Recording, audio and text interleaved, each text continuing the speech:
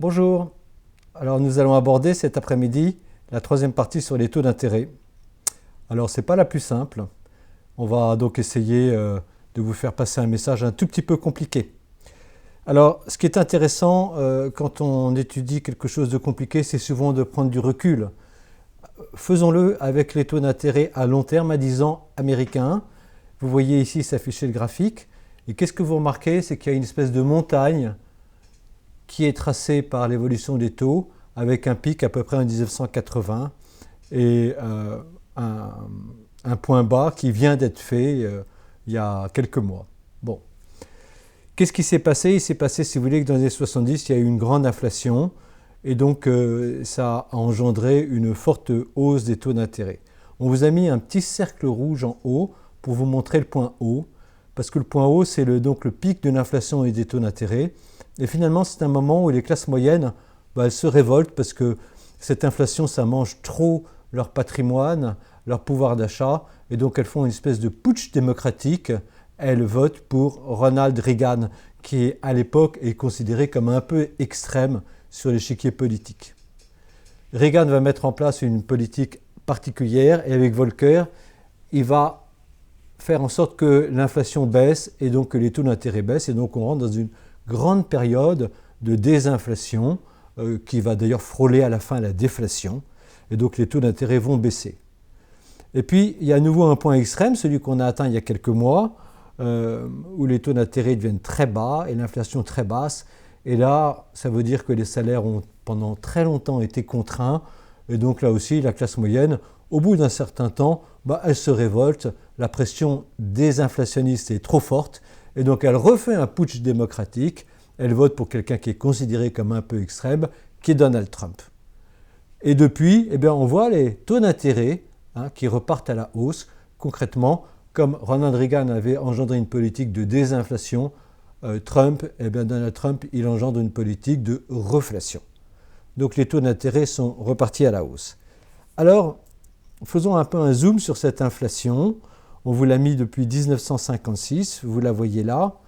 Et si vous voulez, chez Hibou, ce que l'on considère, c'est que la période d'inflation qui avait engendré cette montagne, c'est probablement un moment exceptionnel dans la vie économique, parce qu'il y a eu des conditions, on est à la fin du baby boom, donc il y a une forte pression démographique, il y a la guerre du Vietnam, il y a la hausse des prix du pétrole, tout ça en même temps crée cette bulle d'inflation, et donc peut-être qu'on peut considérer que c'est une période exceptionnelle et qui donc ne reflète pas la normalité de l'inflation.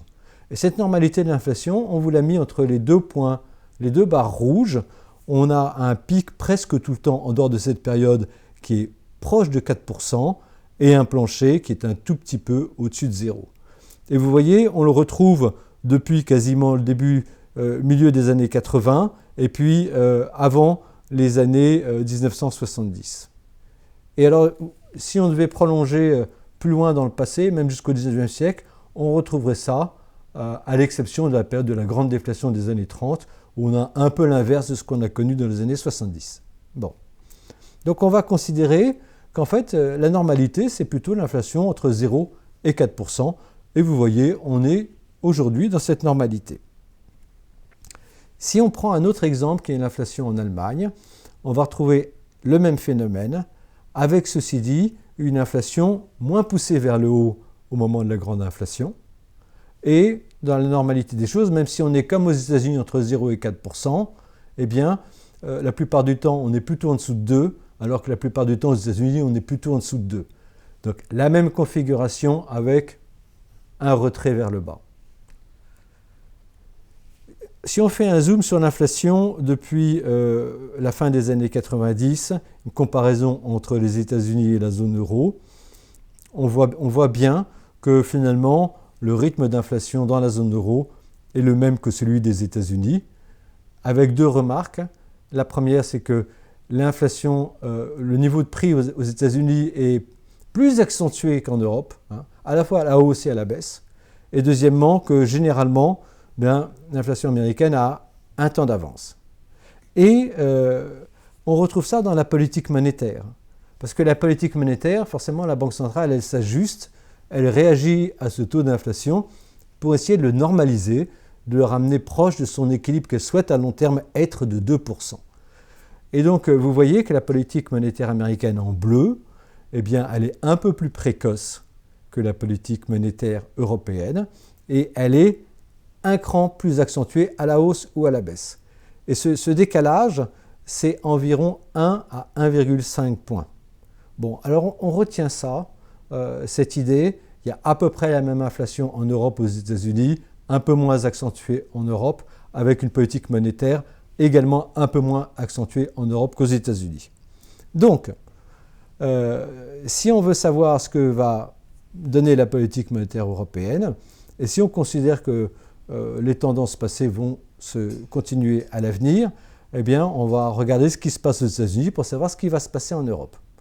Alors, on a mis ici, sur ce graphique, les Fed Funds, les taux à court terme américains, depuis les années 50.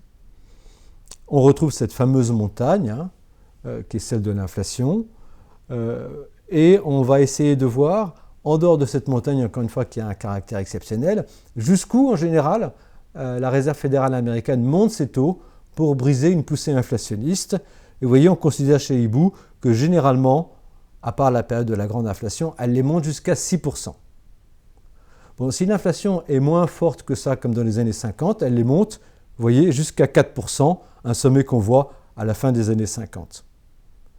Donc on va retenir que la politique monétaire américaine, si elle est effectivement dans un cycle de resserrement, et c'est ce que nous pensons chez Hibou, eh bien, les taux courts vont monter au moins jusqu'à 4 et peut-être jusqu'à 6%. Alors, à partir de là, on peut se dire que la politique monétaire européenne, eh bien, elle va réagir avec un temps de retard et venir 1 à 1,5 points en dessous, c'est-à-dire qu'elle va monter, la BCE va monter ses taux entre 2,5 le minimum % et 5% le maximum. Voilà ce que l'on pense qui va se passer dans les prochaines années. Alors maintenant, ce qui est intéressant, c'est de voir ce qui va se passer au niveau des taux longs, qui sont finalement ce qu'il y a de plus directeur pour les marchés actions. Alors, on va regarder, pour voir ce que les taux longs américains vont faire, on va regarder ce qu'ils ont fait dans le passé par rapport aux taux courts. Et donc, on vous a mis un graphique ici qui relate le spread, c'est-à-dire la différence entre les taux à court terme aux États-Unis et les taux à long terme. Et vous voyez que cette différence, ce spread, il est très large. Bon, on va essayer d'éliminer les pointes, ce qu'on appelle les canards sauvages. On va garder le reste et vous voyez qu'on va être entre moins 2,5% et plus 3%. L'autre remarque que l'on peut faire, et qui est vraiment intéressante, c'est que quand le spread est vraiment très très bas, c'est-à-dire que les taux d'intérêt à long terme décotent vraiment très fortement par rapport aux taux d'intérêt à court terme, c'est toujours dans les moments où la Banque centrale américaine a poussé très fort ses taux d'intérêt à court terme à la hausse. Et donc vous comprenez bien, à ce moment-là, le marché dit « Ah, la Banque centrale américaine, elle va casser l'inflation, donc mes projections, mes anticipations d'inflation à long terme vont baisser, et donc ils seront beaucoup plus bas que le niveau des taux d'intérêt à court terme. » On voit ça en 1980, il y a presque 10 points d'écart entre les taux longs américains et les taux courts, parce que les taux courts montent à 20%, et que le marché américain se dit « Bon, l'inflation va être cassée, donc les taux d'intérêt à long terme sont beaucoup plus bas », ceux qui anticipent l'inflation à long terme. En contrepartie, on prend l'exemple par exemple au début des années 90, vous voyez, le spread est au-dessus de 3%, c'est-à-dire que les obligations à long terme cotent plus de 3 points de plus que les obligations à court terme. Eh bien, comme vous pouvez le voir dans le graphique ici, eh bien, c'est également à un moment où les taux d'intérêt à court terme de la Banque centrale américaine ont beaucoup baissé. Et donc le marché se dit, ils ont trop baissé, l'inflation va repartir. Donc, pour résumer ça, plus les taux d'intérêt à court terme montent fortement, plus le spread baisse et devient fortement négatif, moins il monte, plus le spread augmente. Donc ça veut dire qu'il y a une forme de stabilisateur automatique au niveau des taux longs par rapport aux taux courts.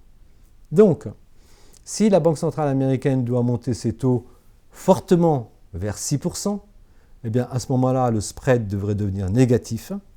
En revanche, si elle les monte qu'entre 3 et 4, le spread, c'est-à-dire les obligations à long terme, devrait devenir positif. Et globalement, on pense chez Zibou que ça devrait nous amener, quelles que soient les circonstances, de taux courts, avec des taux longs américains entre 4 et 5%.